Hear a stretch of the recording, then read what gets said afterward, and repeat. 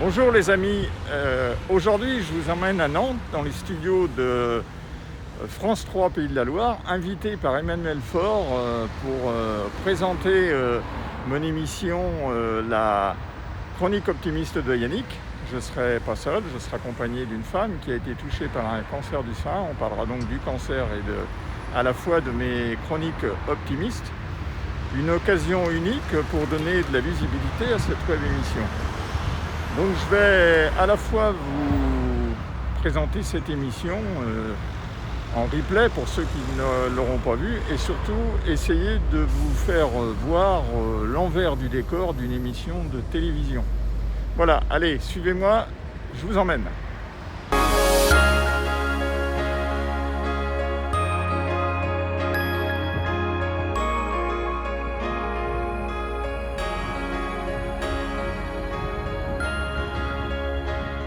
Oui, bonjour, je suis invité dans l'émission d'Emmanuel Faure.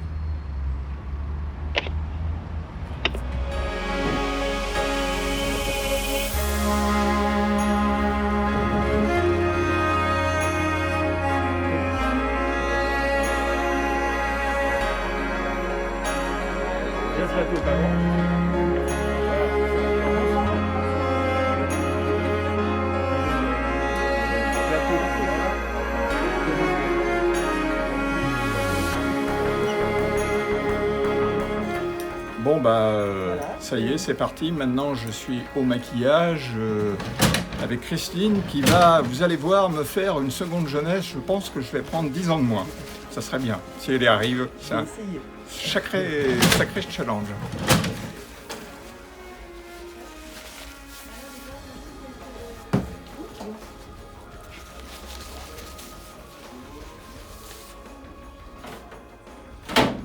Je vais vous maquiller à l'aérographe.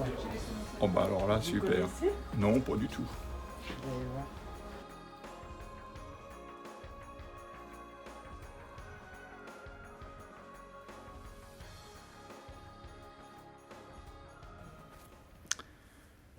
Voilà, sur le plateau, avant le démarrage de l'émission avec Emmanuel Faure, auquel j'ai d'ailleurs proposé de prendre sa place. Mais il n'est pas d'accord, Emmanuel. Pas d'accord. Après, ça se fait. C'est un cri, comment dire, c'est un concours de circonstances. Ça se négocie, c'est vraiment, ça se négocie, mais pas avec moi en l'occurrence. Avec le monsieur qui me parle dans l'oreillette, qui est le rédacteur en chef. Super, Donc, je lui en causerai. Chance, exactement. Je lui en causerai. Le CV, une petite démonstration de ce que vous faites, et puis il sera peut-être conquis. Hein.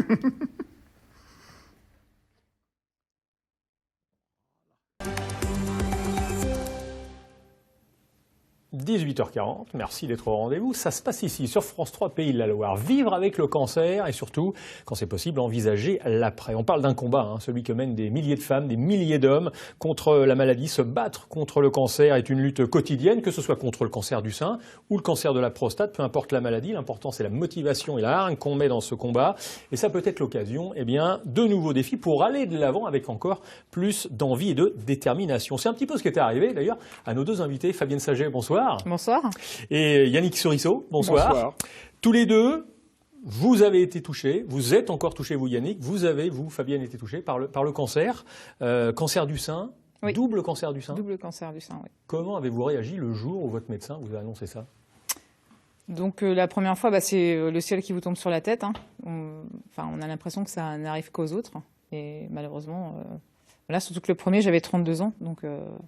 à 32 ans, on pense surtout pas avoir un cancer, quoi.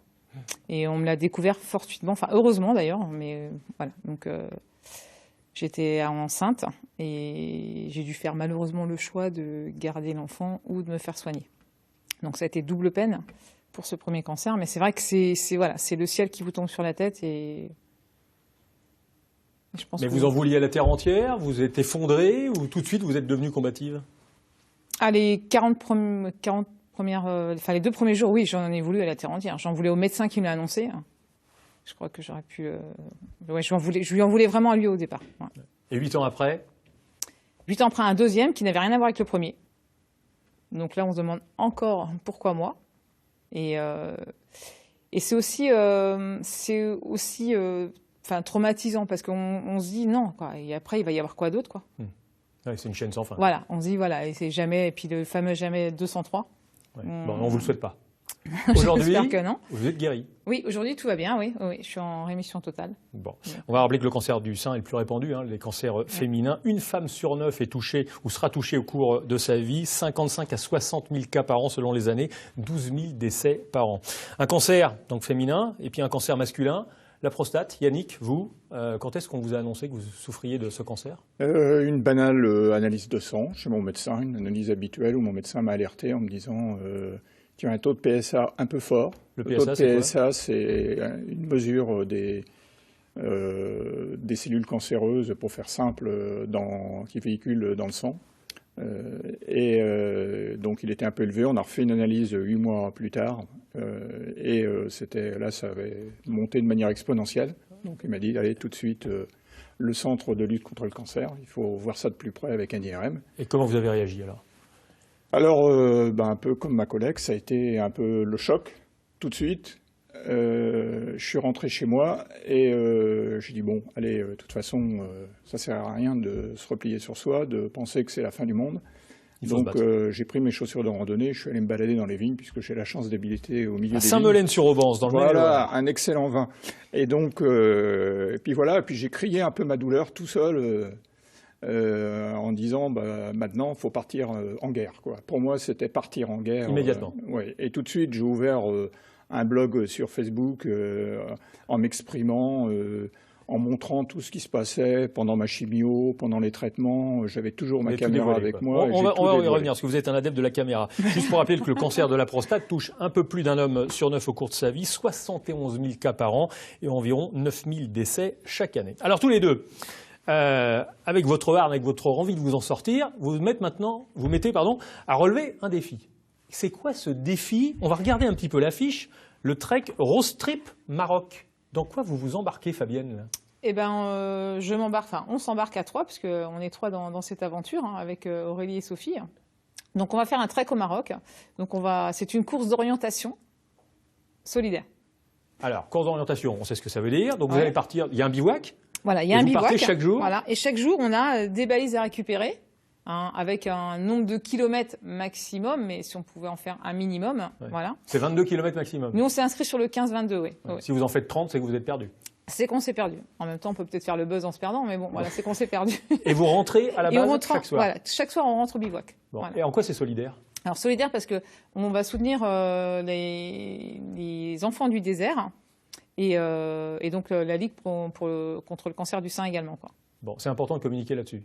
Surtout quand on a été victime. Oui, tout à fait. C'est important. Et c'est important aussi de communiquer, à travers ce trek. J'espère aussi que les jeunes vont être aussi, vont se sentir aussi concernés par ça. Parce que souvent, au cancer du sein, on pense souvent, quand on a un certain âge, 40, 50 ans, on fait des mammos et autres. Mais moi, le premier, je l'ai eu à 32 ans, quoi. Ouais. Donc, vous incitez quoi? Les jeunes femmes à aller faire des échographies. Voilà. Et puis à la limite, ça serait bien si on pouvait en parler plus, même dans les écoles, parce qu'à la limite, on fait. Pourtant, dans les médias, on a l'impression d'en parler régulièrement. Ouais, mais c'est pas assez.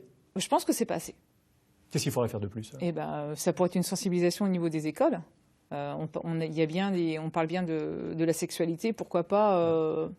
Vous le proposez, parce qu'on va voir vos deux copines là, Sophie et Aurélie qui vont s'embarquer avec vous. Pourquoi vous n'iriez pas? Alors elles, donc là c'est vous, n'ont pas été victimes du cancer, mais pourraient très bien témoigner de votre engagement, de votre art, et vouloir vous en sortir. Pourquoi vous ne proposez pas, belle brochette, des gazellas rosas, c'est ça, les gazelles roses. Parce qu'à la base, on fait partie d'un groupe de running et on s'appelle les gazelles. Donc proposez vos services à l'Éducation nationale pour aller témoigner. Pourquoi pas. Bon.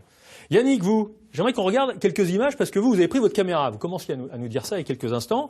Et vous avez monté une chaîne sur YouTube, Optimisme de rigueur. C'est quoi Optimisme de rigueur? On voit le générique là. Expliquez-nous. En fait, c'est essayer d'inciter tous les gens en cette période un peu critique, quoi. À la fois pour ma maladie, parce que moi je suis toujours porteur de la maladie. Vous êtes en rémission aujourd'hui? Je suis en rémission, mais j'ai un traitement de longue durée. Et en même temps, tout ce qu'on entend autour de la crise sanitaire du Covid, tous ces gens qui semblaient abattus en se disant c'est la fin du monde, je me suis dit non, c'est pas la fin du monde, quoi. Il faut il faut se battre, sortir. Alors vous faites quoi? Là on vous voit, vous parlez à la caméra, et puis ensuite on va écouter d'ailleurs. Allez, on va se taire quelques instants, parce qu'il y a une interview qui suit ce petit générique. Malgré la crise que traverse le monde de la culture, vous, à votre niveau, vous vous en sortez comment aujourd'hui? Eh ben, on va dire qu'on s'en sort mal et bien. Le bien, enfin le mal, on va commencer, c'est que on a beaucoup moins de prestations que d'habitude. On fait à peu près 70 concerts par an et cette année on en a une dizaine de faits. Donc c'est une catastrophe financière et surtout une catastrophe morale parce qu'on a envie de jouer, on a envie de communiquer avec les gens, etc. Voilà, un artiste donc, que vous interviewez. Comment vous choisissez vos interlocuteurs? Parce que là c'est un artiste, un autre jour c'est un technicien. Comment vous les choisissez? Parce qu'ils souffrent à cause de la crise sanitaire ou parce qu'ils ont été malades du cancer? Alors, pas obligatoirement des malades. Effectivement, je puise dans mes connaissances lors de mes visites au centre de cancérologie. Je voulais d'abord, quand j'ai été soigné, je voulais faire un documentaire inside sur la cancérologie. Puis bon, ça a été un peu compliqué. Donc, je me rattrape un peu avec ça. Donc, effectivement, je filme des malades. Et puis les autres, sont des personnes inspirantes, c'est-à-dire des personnes qui sont dans la même mouvance que moi, c'est-à-dire de se dire, il faut se bouger, quoi. Ça sert à rien de s'asseoir dans une chaise et puis attendre que ça se passe. Et puis en disant, demain, finalement, c'est la fin du monde, quoi. Donc vous participez par exemple à une balade avec eux et puis vous interviewez l'une ou l'un d'entre eux. Voilà, je marche avec eux et puis en même temps, je leur pose des questions. Et puis, acteurs et spectateurs. Voilà. Donc, mais à vous entendre tous les deux, il suffit d'être bien entouré, d'avoir du courage, de la hargne, et puis ça soigne. C'est un petit peu ça, Fabienne, non? Oui, et puis de communiquer, puis avoir envie de vivre, tout simplement. Enfin, je veux dire, à partir du moment où on a envie de vivre, envie de partager des choses, et puis pas s'apitoyer sur son sort en permanence, quoi. Et il vous vient d'où l'un et l'autre, cet optimisme, Yannick? Bon, moi, c'est naturel, ça a toujours été comme ça. Ma vie n'a pas été un long fleuve tranquille. Et à chaque fois que j'ai eu des problèmes, j'ai tout de suite rebondi dessus. J'avais une affiche dans mon bureau, j'étais assis entre deux sumos en disant « j'aime relever les défis ». Donc ça, je l'ai depuis le début. Et j'ai toujours relevé tous les défis possibles et inimaginables. Et donc à partir de là... rien ne me fait peur, quoi.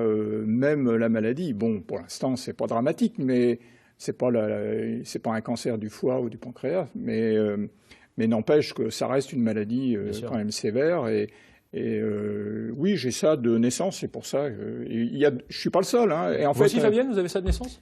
Oui, j'ai eu un peu un parcours aussi un peu chaotique dans plein de domaines aussi également, puisque moi, aussi, j'ai galéré pour avoir des enfants. Enfin bon, ça a été fausse couche et j'ai enchaîné plein de choses comme ça. Et voilà, il y a toujours des solutions. Hein, donc, pour ce côté-là, j'ai même adopté. Enfin voilà, il y a plein de solutions, quoi. Quand vraiment C'est vraiment un message d'espoir que vous donnez l'un et l'autre ce soir. Tout à fait, je pense qu'il n'y a pas, dans la vie, il n'y a pas de problème, il y a que des solutions. Voilà, c'est ce qu'il faut se dire. Faut déjà il y a beaucoup de solutions. Voilà. Il y a beaucoup de solutions. Mais il y a aussi des très gros problèmes. Ouais. Et puis, il faut aussi, l'entourage est aussi important. Puisque donc la famille. La famille, les amis, c'est vraiment le corps médical aussi. Voilà. Le corps médical, fait partie de l'entourage. Oui, il fait partie de l'entourage, tout à fait. C'est vrai que la prise en charge est importante, quoi. Bon, si jamais on veut être interviewé par Yannick, faut vous contacter ou pas? Ou c'est vous qui allez dénicher vos interviewés? Alors les deux. Moi, je vais chercher parce que j'aime bien. Vous avez une chaîne YouTube, on va la remontrer. Oui, j'aime bien alterner en fait les hommes, les femmes, les parcours. Pas toujours des personnes qui se ressemblent, voilà. Et puis, il y en a qui me contactent et puis qui me disent aussi, alors maintenant je commence à recevoir des messages, ça c'est plutôt sympa, de gens qui me disent, mais continuez comme ça parce que ça nous fait vraiment du bien, ça nous redonne de l'espoir. Donc vous voulez, alors, moi, je suis vous faire du bien à vous et finalement vous faites du bien aux autres. Voilà, je pense que c'est ça. Quand on donne, on reçoit, c'est voilà. le principe. Et donc ça fait plutôt du bien, et ça, pour en avoir discuté avec mes médecins, ça et le sport, c'est les deux choses qui ont tendance à améliorer la maladie. Pour le sport. Donc, le trek, bientôt. C'est quand? C'est en octobre, hein? Oui, c'est octobre, oui. C'est fin le octobre. budget, il est bouclé ou pas? C'est le moment de passer une annonce pour les sponsors. Allez-y, on est toujours preneurs, et puis de plein de choses, hein, que ce soit des aides financières ou différentes aides. Parce que, et là, vous avez besoin de combien en argent, concrètement? Le maximum. 5, 10 000, 15 000? Je n'irai pas jusque-là. Non, mais toutes les aides sont les bienvenues. Ça peut être des petites aides. On a des enfants qui ne serait-ce que nous suivent sur le réseau, tout simplement. Bien. Et il y a la page Facebook pour ça, Las Gracelas. J'arrive plus à le dire. J'ai pas un bon accent espagnol. Merci beaucoup, Yannick Souriceau. Merci beaucoup, Fabienne Saget. Bon courage à vous. Vous, c'est fini. Bon courage à vous. Enfin, c'est fini, la maladie, mais le trek maintenant commence. Voilà. Et puis vous, continuez de vous battre. En tout cas, on voit bien que l'envie est là. Merci beaucoup. Bon, voilà les amis, encore une chronique optimiste qui s'achève. Vous avez vu sur le plateau de France Télévisions, France 3, Pays de la Loire exactement, à Nantes. On a eu peu de temps pour s'exprimer, malheureusement 12 minutes c'est très court, mais on peut faire beaucoup de choses. Moi en tout cas je suis ravi d'avoir participé à cette petite émission avec Emmanuel Faure qui est relativement agréable, qui vraiment nous met à l'aise quand on n'est pas trop habitué au plateau télé.